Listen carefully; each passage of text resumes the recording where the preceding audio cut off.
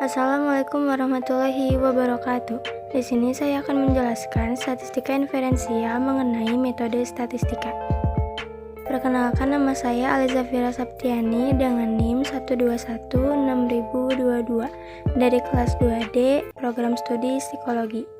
Selanjutnya, uji statistik berdasarkan jumlah variabel. Tidak terdapat variabel dependen atau independen. Pertama, univariat atau satu variabel. Kedua, bivariat atau dua variabel.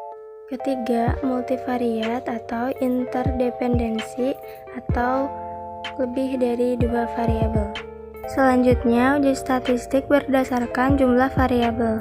Terdapat variabel dependen atau independen. Yang pertama, univariat atau variabel dependen ada satu. Kedua, multivariat atau analisis dependensi. Variabel dependen lebih dari satu. Selanjutnya, statistik univariat terdiri dari satu, analisis deskriptif atau mean, median, modus, varian, standar deviasi, proporsi, percentage, mean, dan max. Kedua, C kuadrat atau analisis proporsi. Ketiga, uji T atau one sample t-test, membandingkan dengan rata-rata populasi, data kurang dari 30, dan varians populasi tidak diketahui. Yang terakhir, uji Z atau one sample z-test, membandingkan dengan rata-rata populasi, data lebih dari 30. Selanjutnya, statistik bivariat terdiri dari satu, analisis deskriptif atau tabulasi silang. Dua, analisis komparatif atau misalnya independent sample t-test, dependent sample t-test. Ketiga, analisis hubungan antara dua variabel. Statistik multivariat dibagi menjadi satu, analisis dependensi dan dua, analisis interdependensi. Satu, analisis dependensi, yaitu untuk menjelaskan dan memprediksi lebih dari satu variabel dependen berdasarkan variabel independen yang digunakan. Metode statistik, analisis diskriminan, analisis regresi, linear multivariate, dan MANOVA atau multivariate analysis of variance. Kedua, analisis interdependensi, yaitu untuk mengetahui struktur sekelompok objek, dimensi, atau variabel. Metode statistik, analisis faktor, dan analisis cluster. Selanjutnya, pembagian uji statistik secara kegunaan. Kegiatan pada statistika inferensial baik parametrik maupun non-parametrik atau estimasi dan pengujian hipotesis melibatkan studi tentang variabel. Yang pertama, komparatif, yaitu membandingkan variabel-variabel. Yang kedua, korelasional, yaitu melihat derajat hubungan antar variabel. Yang ketiga, pengaruh atau kausalitas, yaitu melihat hubungan fungsional antara variabel. Selanjutnya, studi komparatif digunakan untuk mengkaji derajat signifikasi perbedaan variabel pada dua kelompok sampel karena pengaruh suatu perlakuan atau treatment. Untuk itu, perlu diketahui apakah dua sampel berasal dari populasi yang sama atau relate, atau berbeda atau independen. Selanjutnya, two sample relate bisa diperoleh dengan tiga cara, yaitu satu kelompok diamati dalam dua waktu yang berbeda, dikenal dengan istilah before-after experiment. Yang kedua, dengan memasang dua individu yang berasal dari satu populasi, dan yang ketiga dengan memasang dua individu yang berasal dari dua populasi yang karakteristiknya mirip. Selanjutnya, uji-uji statistik dalam studi komparatif. Uji-uji statistik yang terlibat dalam studi komparatif diklasifikasikan berdasarkan 1. Skala ukur, 2. Jumlah variabel yang terlibat, 3. Asal populasi.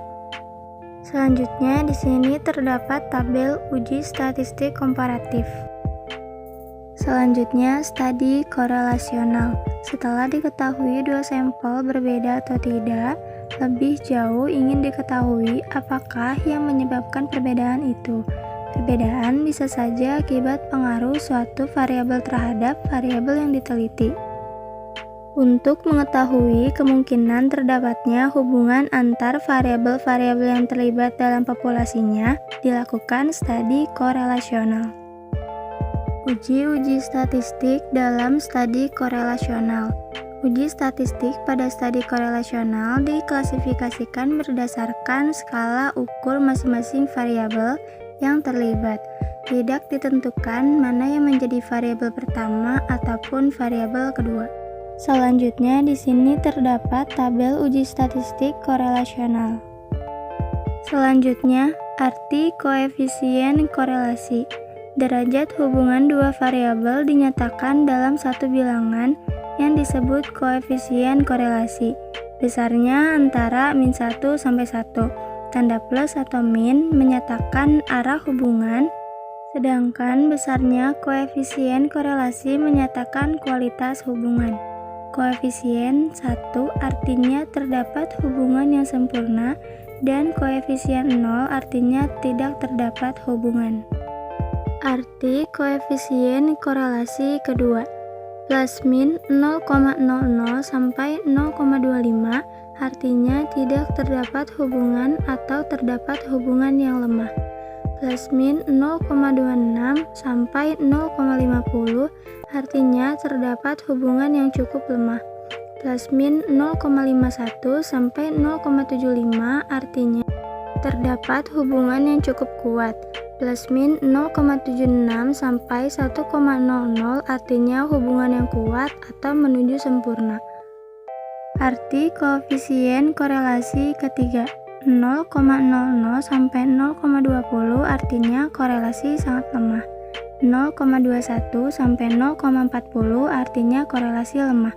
0,41 sampai 0,70 artinya korelasi kuat. 0,71 sampai 0,90 korelasi sangat kuat. 0,91 sampai 0,99 artinya korelasi kuat sekali, dan 1 yaitu korelasi sempurna. Selanjutnya, studi pengaruh digunakan untuk mengidentifikasi bagaimana variabel-variabel berhubungan.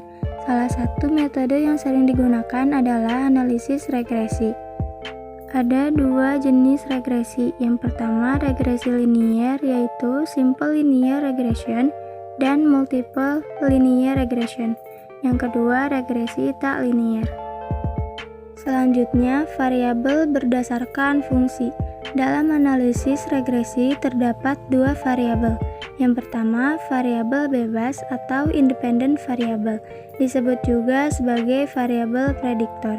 Yang kedua, variabel terikat atau dependent variable, disebut juga sebagai variabel respon. Variabel tak bebas mengikuti bagaimana perilaku variabel bebas. Sekian pemaparan dari saya, jangan lupa untuk di-like dan komen. Terima kasih. Assalamualaikum warahmatullahi wabarakatuh.